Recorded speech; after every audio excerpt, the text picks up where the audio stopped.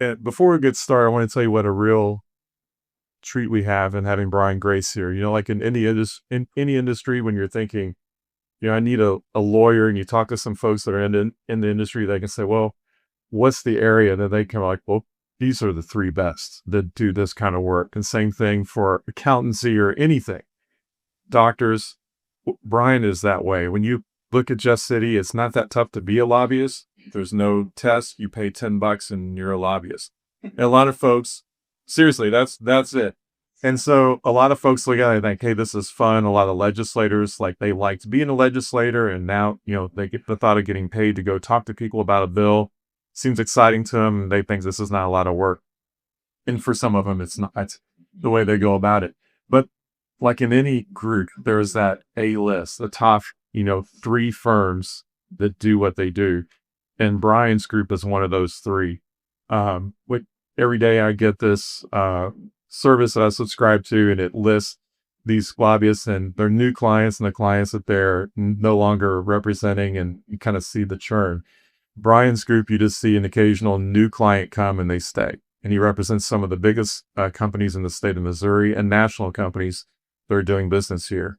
And not only is it getting laws passed, but it's representing companies well in the Capitol, knowing what's going on, knowing folks. So we've got a real expert here to talk about Missouri politics and about the insurance legislation, because it's not just bills that we were trying to push at Shelter, but he's becoming an insurance expert. So we're really lucky to have Brian with us today. So with that, Brian, I'll let you get started with the slides.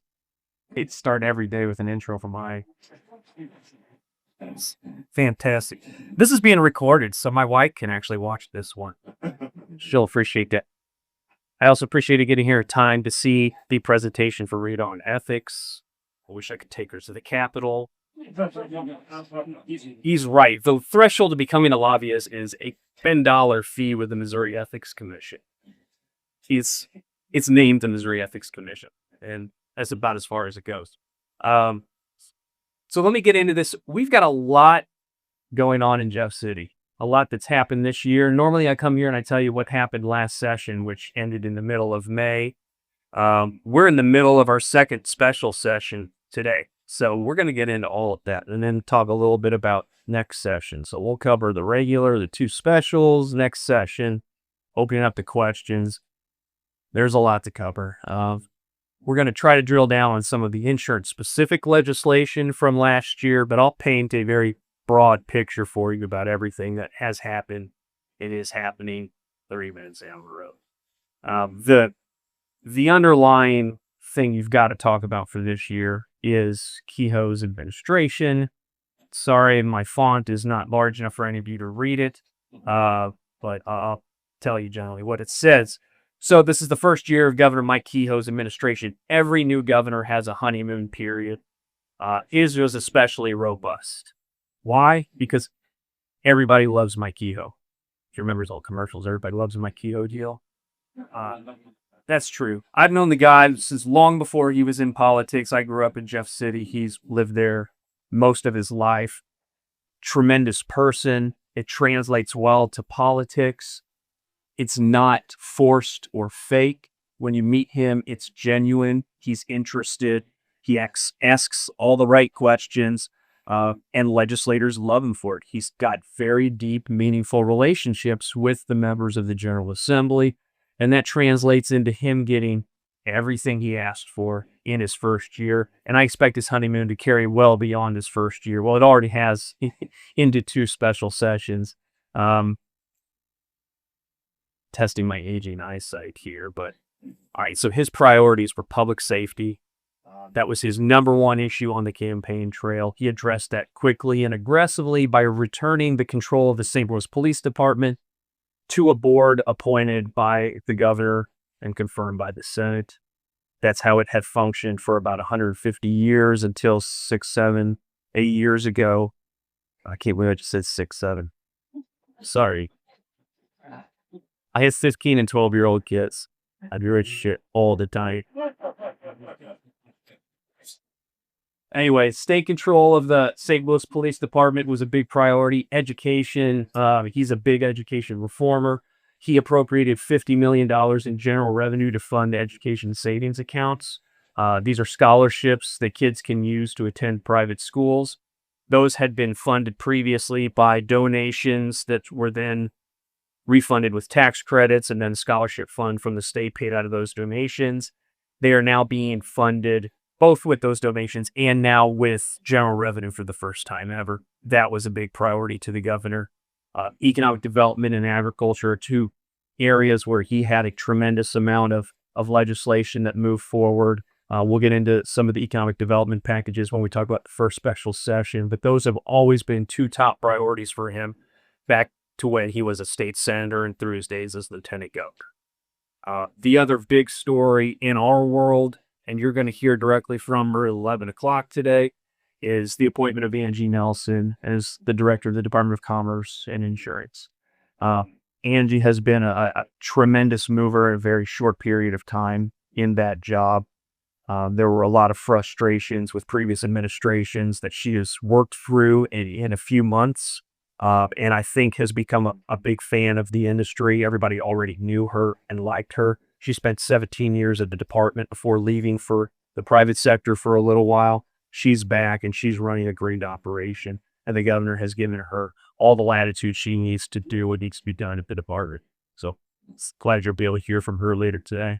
Yeah, my addition would be talking about the governor. It's true. Everyone loves Mike Kehoe, and he does have that easy way about him. I mean, when you visit with him, you think, okay, he's listening to me and he understands what I'm talking about. And it's just a very genuine feel. What Brian didn't mention, because Brian knows everyone, like you'd expect. You go into an office and they're like, hey, Brian, I think you mowed his yard when you were a kid. So I did. So he has a special bond that goes way back, and you can feel that when you're in the room with Brian and Governor Kehoe. And then on Angie Nelson, we are truly, truly lucky, both in Missouri for her to be our director of insurance. For all of us that are domesticated here, that's a really big deal. She was great when she was at the department, super knowledgeable. When you visit with her and you're talking about issues, she can just start rattling off legal citations. Oh, it's this place in the code, and oh, it says this. And I'm like, how do you know that? And she knows that for almost everything. Very, very sharp. She takes her work seriously. And then she was in the private sector. She worked for 2 different insurance companies. She briefly with a health company, and then with AAA. And that was fantastic for her to really, be embedded in a company and to know how we think about things, what we get worked up about, pay points for us, about filings, about interpretations, all of that, and just, issues with the NEIC. She got to see that from the other side and represent that because she was in government relations and she was high up in AAA. And so it really benefited her and all of us for her to have that experience. And now she's bringing that to the department. There are a couple important committees at the NEIC having to do with innovation and some regulation on third-party vendors that are going to be really impactful to us. And the previous administration at the NEIC had some folks with a different political bent on those committees that were really pushing in one direction. And then Angie, when she became the director, was asked to be a co-chair on those. And I really believe that was to bring some balance to those really important committees. So now, not only is she important to us here in Missouri because of the reasonableness she brings to her job and the intelligence she brings, the fairness, but also on a national level, I think it's going to be really good for the industry that we have her in that role representing the entire industry. Because again, she has a lot of gravitas and she's very smart and she's very balanced. All right. So now we're going to get in some of the insurance specific legislation. We're first going to talk about the bills that passed and are now law. There's only a couple of those. It won't take long. They didn't do a whole lot in this space this year, but then we'll talk about some of the other bills that made a lot of progress where the insurance industry leaned in, made modifications. We'll see those bills again next year. The first one is something that Brian and Jennifer from Shelter brought forward 2 or 3 years ago. They had a lot of success passing this legislation in a few other states. We wanted to replicate that in Missouri. And that was simply clarifying the laws around auto insurance for companies like Turo, the pure gear industry. we needed some clarification across the board that mirrored the model legislation created several years ago for the transportation network companies, the Ubers and Lyfts. We didn't have that yet in place for Turo, so we needed to make sure that we had the same standards of insurance coverage for those cars and for those drivers, both when they were on the clock and off the clock, and that everybody understood what the play was between their private coverage and their corporate coverage. Yeah. What, especially those in claims, what we did want to have is for there to be a gap. And now, let's say your insurance company insures a car and that car is being rented out through Turo. And so now it's a rental. And then there's an accident. And then, the person that's driving has their own coverage. The car is covered by your company, but then there's also Turo. And then someone's injured and someone has a car that's damaged. And what you did want to have happen is this, where your carrier is saying, well, we do insure it, but not if it's being used as a rental. We think that's commercial. And then the driver said, well, wait a minute. I thought, there was coverage and then Turo's involved and everyone's doing this. And then the person that's injured is not getting any help. So we didn't want that to happen. We didn't want there to be a gap. And so what this law does is it makes it clear that $1 is going to be Turo. And then that gives the companies time to really work out who has coverage, who has priority, and how that's going to play out. So there's no gap. No one's left in the lurch. And it also sets out minimum limits, what those are to be expected. So there's just certainty. If there's an accident involving one of these vehicles while it's being rented, everyone knows, the insurance companies know, the plaintiff's lawyers know how this is going to work. So there's no gap. And so that's, I think, why this is important. Yeah. All right. Insurance data security, it was part of the same bill. It was kind of became a little small insurance bill as it go forward. This is NCOIL model. We like to adopt NCOIL model Missouri, move some of these same standards across the country so that companies like the ones you work for can use the same standards in each of the states they're looking for. So this isn't that invasive. I'm not sure it's going to change much of what you all do on a daily basis, but simply adopts that standard as we move forward. I think the big thing to point out with this is that the Missouri Insurance Coalition was heavily involved in this, as were the two national trades, APCI and NAMIC. They spent a lot of time making sure that this law would match what we're seeing in most states. And like Brian said, it's not going to be a big change for us. And then the other big thing to talk about was Angie Nelson. She understood this, understood how it attacks companies, understood what it looks like across the nation. And so was a very reasonable partner to work with her staff. And we were able to get, I think, really good language passed because of that relationship. Yeah, that's right. All right. So then I think this is the final bill that passed in the insurance space that we're going to talk about, class action lawsuits. We're adopting federal standards for those lawsuits. Again, just as a continuity issue that we're always trying to replicate here. The big story with this bill is that tort reform has become increasingly difficult to pass in Jeff City. There was a time of 2018, 19, 2020, we were passing 2 or 3 tort reform bills a year, moving very quickly. And there was a bit of a backlog because we had a Democrat governor for 8 years who would have vetoed all those bills. We now had an opportunity with a couple new Republican governors to get those bills signed. And so the business industry, the insurance industry moved quickly, passed a lot of those bills. Time limited demand was one of those. We'll talk again about that in a moment.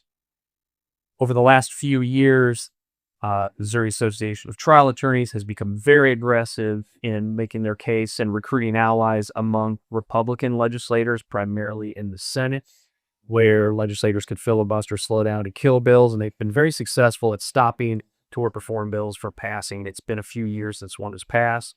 So an opportunity to pass one here, class action lawsuits, was good for the industry and hopefully is a sign that we can continue to break through that log jam going forward. I'll talk about a few of those proposals a little bit later when we talk about things that the industry will be looking at next session. So Brian talked about those big tort reform bills that we were able to pass, 18, 19, 22. And we had the Missouri Insurance Coalition had a long-time executive director who'd been in that role for almost 40 years, I think, at that point. It was just ecstatic because these were really, really big pieces of tort reform that had a huge benefit to the industry. Issues where there were loopholes where companies were paying out many millions of dollars in bad faith cases that we didn't know because of these abuses that were closed. And, he was just so ecstatic. These were the biggest wins in his long story career. And then one of the representatives smiled and said, well, let's look around the table and see what's changed. Yeah. Pointing to Grace. So, but that's when Brian Grace came on. He was at the center of all of those that passed. So I'm really hopeful, with him helping the industry that we've got a shot to pass some more, if important, tort reform. That the issue is just like Brian said, that the trial bar got rolled. And so this is a lot of money to them. So they're looking to spend money where they can to blunt our influence where they can. So it's been very difficult, but because we have Brian in our camp, I'm as hopeful as I could be. So these next 2 slides, we're going to cover 4 different bills that did not end up passing. They made a lot of progress. They would have had problematic measures for the insurance industry. So the industry's lobbyists leaned in and made modifications to those bills. So the starting points for those bills next year should begin with the protections we put in place to make sure the industry is not unduly harmed. So essentially carve-outs for the industry regarding drones, regarding automatic expungements, put things in place to make sure that these bills did not have unintended consequences on our operations. Okay. Same thing here. Anti-vehicle tracking. This Republican legislature is always very concerned about government overreach, government spying. As you know, data from drivers is important, right, as we write policies, so we needed some protections in there. And then with vehicle inspections, again, this legislature is always looking to find ways to make it a little bit lighter for the consumer when it comes to government regulation. So they want to lighten the restrictions on vehicle regulations. We understand that. We try to work with them and make sure they understand our perspective. We do need a little bit of safeguards there in determining what vehicle we're putting on the roads. And oftentimes, like, we just talked about tort reform. You think those big wins and how they really move the needle. These are really big wins too, but we don't often think about them, because some of these bills didn't pass. But someone had an idea, like Brian just said, anti-vehicle tracking. Well, a bra for that, right? I don't want someone tracking my vehicle. And so someone has an idea they're thinking about from a privacy standpoint, and they're all excited about it. But we need that voice from the insurance company to say, oh, hey, wait a minute. We have some UBI stuff, which people want because they can get their rate to risk is better. Oh, yeah, I didn't have that in mind. Okay, well, so can we just put some language in there to carve that out? So that's a big role that the industry is able to play by having people like Brian there, the Missouri Insurance Coalition, that pays attention to all this stuff when it comes through. Same thing for expungements. It's not fair that this follows people around and impacts them. Yeah, you're right. Let's do that. Oh, wait a minute. Our underwriters might want to know if the insured was convicted of arson. So can we carve that out? Things like that. Like, oh, yeah. Okay, I get that. Maybe you wouldn't want to know if someone's burned 2 houses down before you insure them. I wasn't thinking of that. So to have that voice to come up and say those things, so people are like, okay, got it. That's not what I had in mind. I'd be happy to carve that out. So we need those folks there that are always watching, reading the more than 2,000 bills that are filed to find these and get involved. It's a tedious process. There were 2,800 bills filed last year. Sometimes those bills are national models that had a lot of vetting and a lot of power going to writing those. But more often than not, it's one legislator that encountered one issue either personally or a constituent told them about something. And so they asked drafting to write up a bill to fix what they see as the problem. They're not thinking about the unintended consequences or the spillover effects of those bills. So we need to pay a lot of attention to those details before they put something in law that would harm the industry. All right, so some of the things that did not pass that you're going to see us put a lot of energy into next year and maybe even going forward. These aren't all shelters issues, but these are issues that I think are really important to the insurance industry as a whole and things that are very hard to pass. So that's why they haven't passed yet. So delivery network companies, this is the same model I talked about with peer-to-peer and Uber and Lyft. This is for DoorDash, Walmart. Those are the two problem children that we encountered in this fight. Others in the industry have already signed off on our language. Uber Eats, Grubhub, they don't object to this. But we've got to get through some obstacles with DoorDash and Walmart. They don't want to be on the hook for more insurance than they feel like they should be on the hook for. And so they're very concerned about the way this law is drafted, and they pushed back hard this year. Our bill started out as one that would have done the same thing for the peer-to-peer and the DNC industries. We were able to cut a deal with Turo and, in fact, Enterprise Rent-A-Car, which wasn't impacted by our bill, but hates Turo so much that they want their hands in the mix on any legislation that impacts Turo and vice versa. That was kind of a weird thing where we thought we had a deal with Turo going in. It was going to be an easy bill to pass. And then Enterprise popped up, and then the two started sniking at each other, and we were caught in the middle. So we had to work out their squabble before we could pass our bill, which we did. The DNC is more directly opposed to what we're trying to do or have been. We're working with them. We're hoping to get some national model agreement in place with at least one of those companies yet this year before we roll into next session. But we're coming back with that bill. It's going to be a top priority for Shelter, the Missouri Insurance Coalition of the industry. Roundup, we're getting into 3 different tort reform bills now. This is the most controversial tort reform bill in Jeff City. You've seen an ad campaign from formerly Monsanto, now Bayer, trying to protect their sales of Roundup. They're suffering very big losses from lawsuits for the use of glyphosate. The ag industry is very concerned about using their number one weed killer. So it's Bayer and their lobbyists, the entire ag industry against the trial attorneys. And because it's a lot easier to kill a bill than it is pass a bill, the trial attorneys have been winning that fight fairly resoundingly going forward. And it's hard to see a path for passage for Bayer's bill, which would give them legal protections for their use of glyphosate. It will come back. It will be a big fight. The outlook on that is pretty dead from my perspective. Time limited demands is a problem we thought we solved in 2018. God, it's been a while. Shortly after that, and if you've been to these presentations before, you've heard me talk about this for the last few years. Some very clever trial attorneys figured out an end run around the law we created. The law we created simply said, you're going to send us a timed settlement demand. You got to give us at least 90 days on it. So they read the law and they said, okay, then we're going to send you an untimed demand. Because the law says if we send you a timed demand, it's got to have 90 days. It doesn't say anything about an untimed demand. So now they're sending us untimed demands, and judges are agreeing with their interpretation of the law. So we simply need to tweak that 2018 law to say, timed or untimed, if you're going to use it as evidence in a bad faith case, it's got to give us 90 days. Trial attorneys are resisting.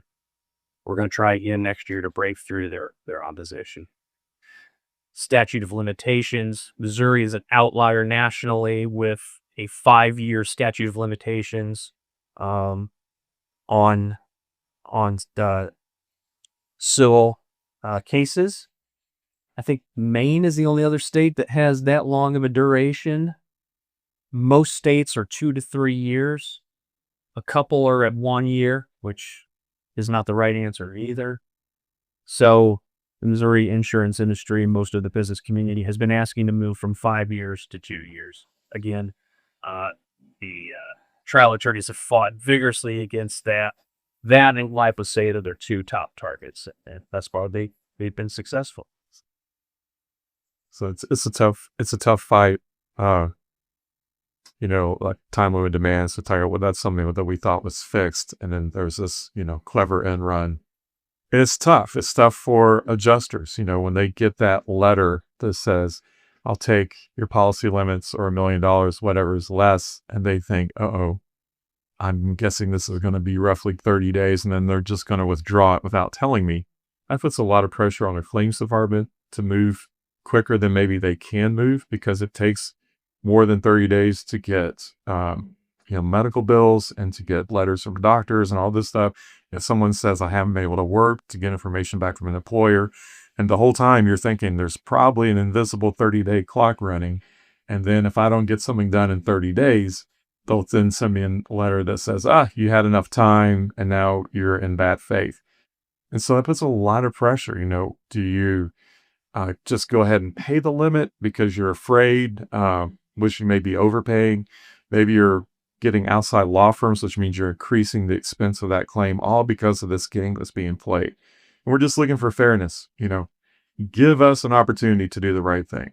90 days, all the information, that's appropriate. And what we've told legislators is, look, this is a shield and a sword. It's a shield for us. It gives us 30 days, but it's to do the right thing. If you give us 90 days and all the information and we get it wrong, then it's a sword. You can use it against us in a bad faith case. So we present it that way. This is not just giving us a free ride. If we get it wrong after 90 days, but guess what? You give us 90 days to do the right thing. That's what we're doing. And we're getting the right settlement offer. And we're doing that. This is just an opportunity to set us up and make a claim worth more than it really is for the trial bar. So it's really tough because this is going to impact the income of trial attorneys. So they really fight hard against it. We're doing all we can to try and get that smart reform passed. A.W. Smith doesn't have a scroll in front of his building that brags about all the cases he settled within limits. It's not how he pays for his cars. All right, so we ended special in the middle of May. It was 3 weeks after that. Let me talk about how that's special. We ended the radio session in the middle of May. 3 weeks after that, the governor called the legislature for their first special session. Special sessions in Missouri are very rare, have been very rare. I think Governor Greitens, in his first and only interim, called 2 or 3 specials, which seemed crazy at the time. I had never seen more than 1 special in an interim. Most years you get none.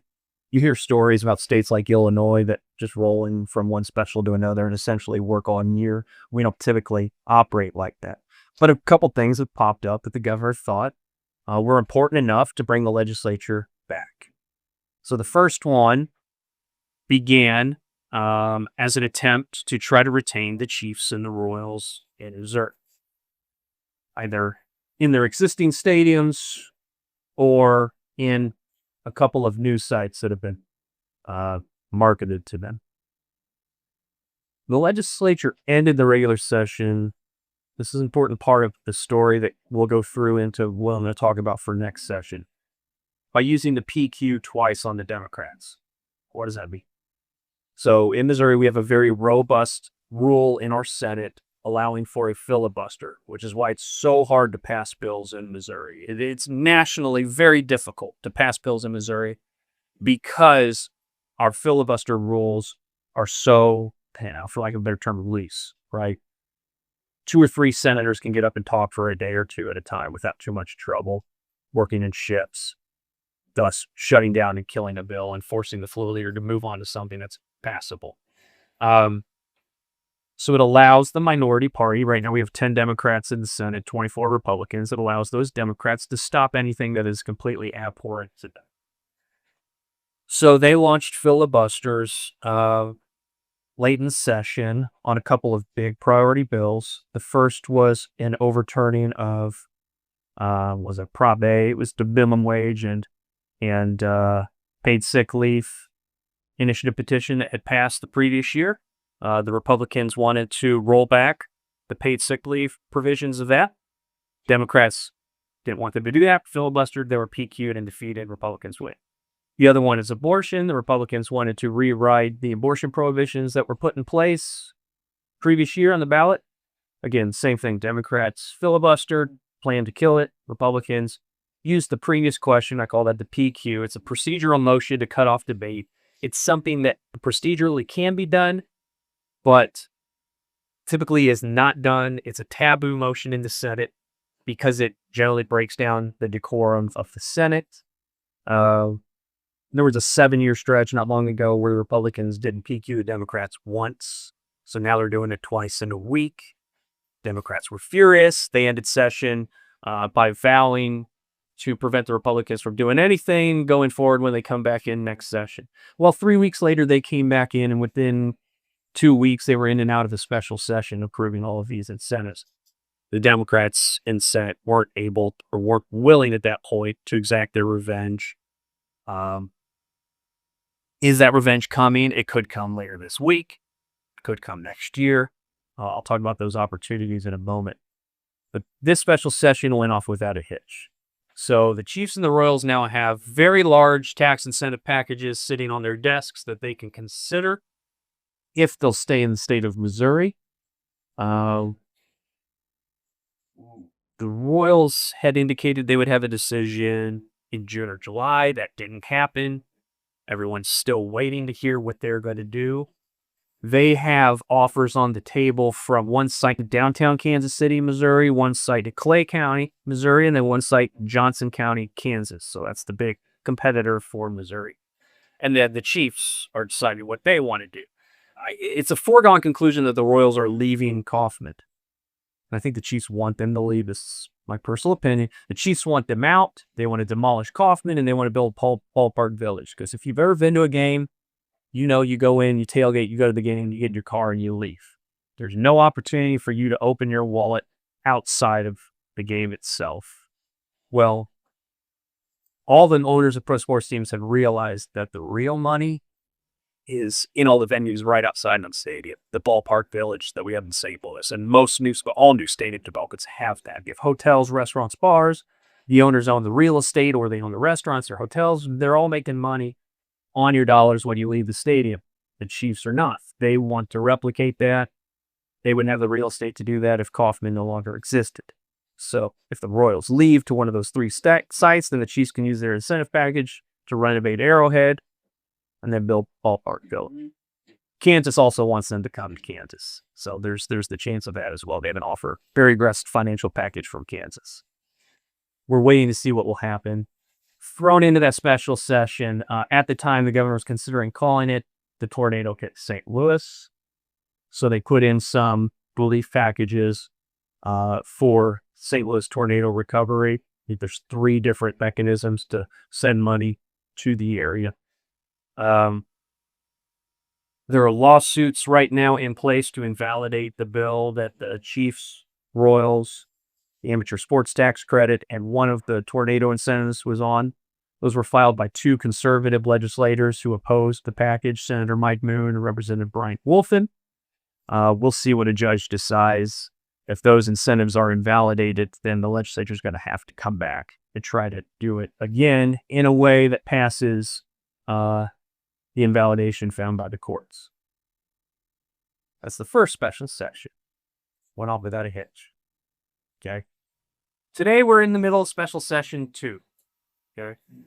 So you saw this fight pick up nationally whenever Texas announced they were going to do congressional redistricting, which is extremely odd outside of, a year or 2 after the decennial census. So we do the census in 2020, then the legislature comes in 2021 typically, redraws all the boundaries to reflect the outcome of the census, and then those boundaries affect the 2022 election. And then you don't do that again until the 2030 census. Let you repeat the same process every 10 years. Okay, so President Trump, in his first term, the Republicans lost control of the House midway through his term. And so for those last 2 years, he was blocked from implementing most of his agenda because one of the chambers was controlled by the Democrats. Right now, he has both the House and the Senate in Republican control. The Republicans can move anything almost that they want it through. He doesn't want to repeat what happened in his first term. Republicans only have a 10-seat majority in the U.S. House, which is very slim for that body. And midterm elections typically cut against the president's party. So he's trying to pad the numbers by increasing the number of Republican districts. So Texas just added 5 new Republican districts. Now California is retaliating by adding 5 new Democrat districts. So then Missouri and Indiana, and I think it's Kentucky, maybe one other state, or maybe it's 3 states that have the potential to create a total of 4 more Republican districts, are all doing that now or going to be doing that this fall. Missouri is the first among those 3 states. The Republicans are going to create 1 new Republican district. Right now, we have 8 members of Congress. It's a 6-2 Republican majority, and this will shift it to 7-1. It means Congressman Emanuel Cleaver's seat will be carved up. Right now, it's a pretty condensed seat in the Kansas City metro. Sam Graves to the north and Mark Alford to the south will gain some of his voters, and then the rest will go into the 5th district, which is Cleaver's. It'll stretch over to most of Columbia and then down to the southeast Osage County, which is just east of Jeff City. And then grab a swath of Republican voters heading back to Kansas City. So, Columbia is chopped right now between the 3rd and the 4th districts. The dividing line is Broadway. This would change it more from a diagonal from the northeast, southwest across town. The majority of Columbia proper will be held within the 3rd congressional, which is Bob Onder, who was in St. Charles. And then the rest will be Mark Alford's. So the same 2 members, different dividing line here. But it will be unique to have a district that stretches from Kansas City to Columbia and even Osage County and back. They're going to get it done. They'll have to use the PQ in the Senate again. And lawsuits have already been threatened by Cleaver and several others to challenge the constitutionality of doing redistricting outside of the NORA 10-year process. So we'll have to see how that plays out. But by the end of this week, I expect that bill to be on the governor's desk, drawn up in the way that the governor introduced it to the legislature without the House or the Senate making any changes. The House is putting their final vote on it today. The Senate will start their process tomorrow. It should wrap by the end of Friday. In addition to that, initiative petition reform is happening. So Missouri has one of the loosest paths in the country for initiative petitions, meaning the process where voters can collect signatures and put a question on the ballot to change laws either in the state statutes or the state's constitution. Because of that, you've seen left-leaning groups have a lot of success passing laws in Missouri that our Republican legislature would never pass. Abortion, minimum wage, the right to work referendum, Medicaid expansion. None of these would be law if Missouri didn't have an initiative petition process that was as easy to navigate as ours. So the Republicans in the legislature and the governor want to take back the control of laws, essentially, and make it tougher to pass those. So right now, if you collect enough signatures from enough congressional districts, you can put a question on the ballot. That usually costs you $1 to $2 million. And then you got to run a campaign, which can generally cost about $10 million. So if you can raise about $12 million, made the case to voters, you can change those laws by a simple statewide majority vote. This new process would say that once you've collected those signatures and placed the question on the ballot, not only would you need a simple statewide majority vote to pass the question, you would need a simple majority vote within all 8 of Missouri's congressional districts to pass that question. So none of those policy items that I just rattled off in that scenario would have become law, because you would always, in each of those cases, had 1 or 2 or 3 of the more conservative congressional districts that voted against. So that's the path they're heading for. They will pass it. It will not go to the governor for his signature because it's what we call a joint resolution. It's an amendment to our Constitution, and only the voters of the state can approve. So what the legislature is doing is putting that question on the next ballot. The voters will have the final say. Okay. So again, that will be wrapped up by the end of this week. most likely with another PQ. So we ended the last regular session with 2 PQs.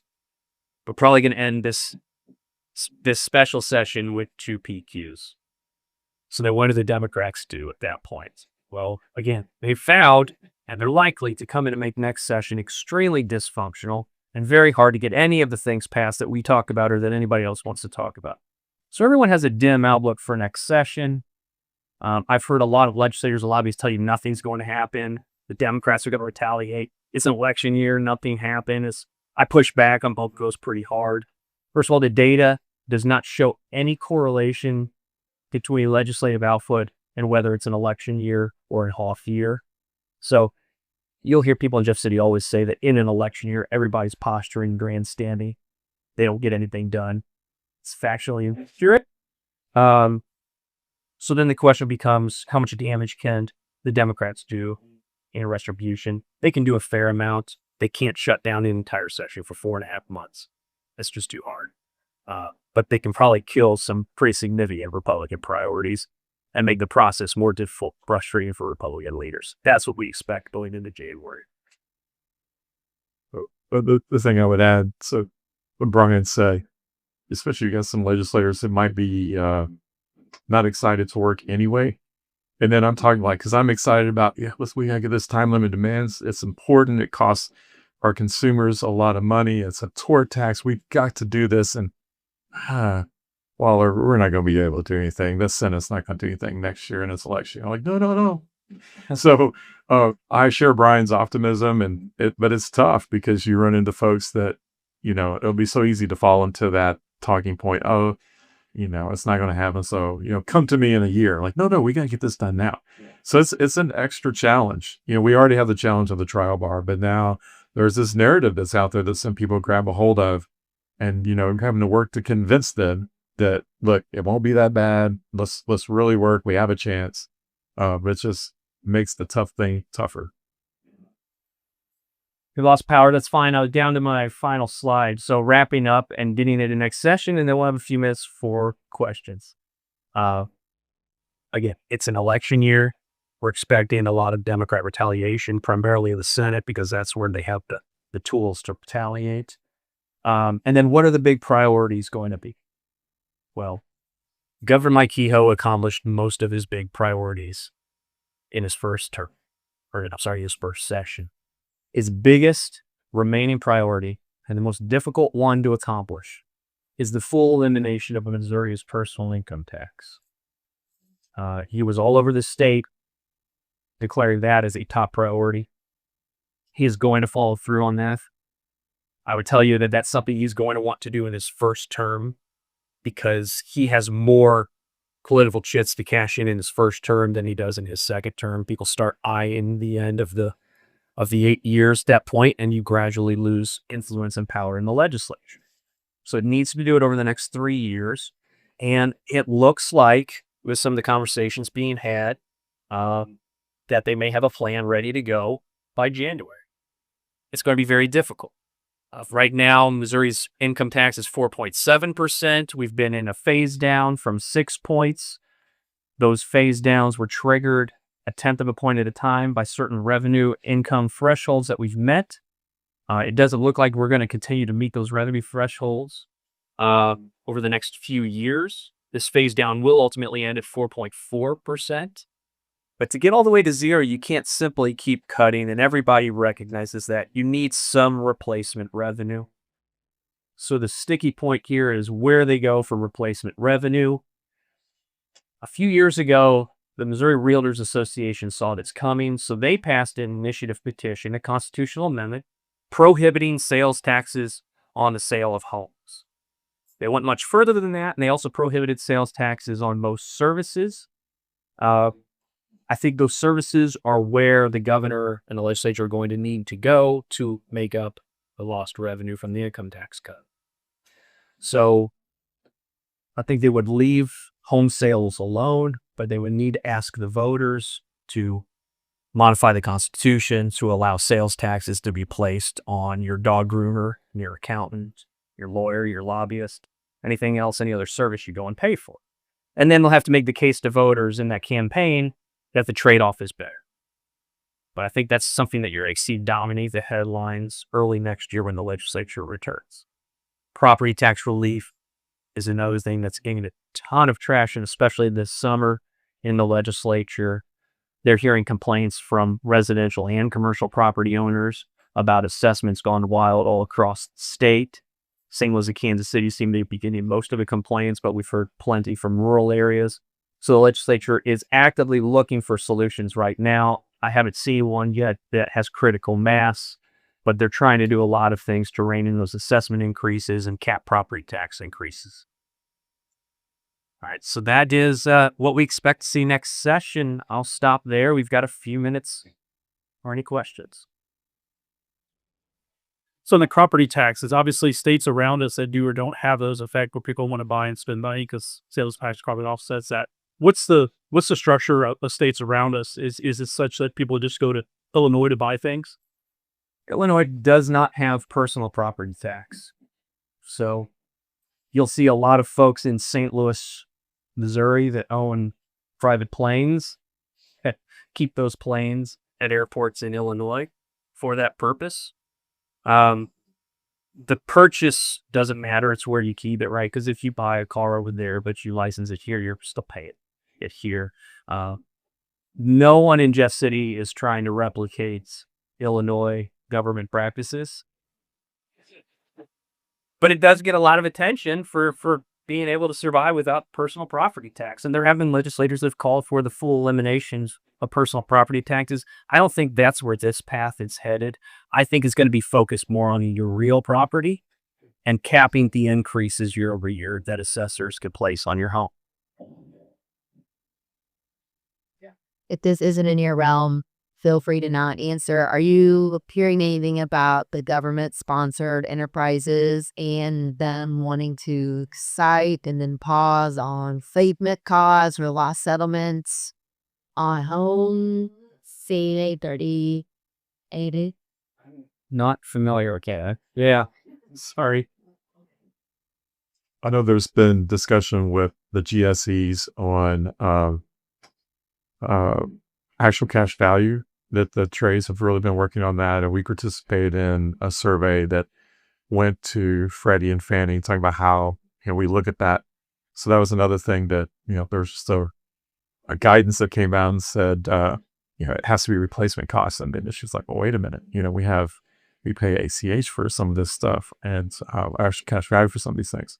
So no, that's continuing. I think people are more hopeful that that'll get resolved, because that, especially as time goes on and premiums are, continue to be a challenge, there needs to be that option for people to choose. And then they also need to still have that option to get a federally backed mortgage where it's available.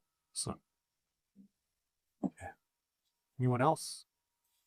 one thing I would add, just in the last couple of weeks, we became aware of an issue in one of the municipalities in Missouri that said, if you have 26 shingles or 27 shingles missing, damage on your roof, you get a new roof. What? And so we just became aware of that recently. There's going to be a discussion within the state, with the industry, and probably with the Department of Insurance about how to approach that. Can we get that municipality to roll it back? Is there action needs to be taken? Should we have a statute that keeps municipalities from doing some things like that? Maybe there are things that are appropriate. We know are aware of some municipalities that say if there's a total loss, you have to hold some money back. We saw St. Louis loosen that during the tornado. So that may be something that was not on anyone's radar a month ago that might be now. We just need to see how that's going to play out. But that's a new thing. Okay. Thank you.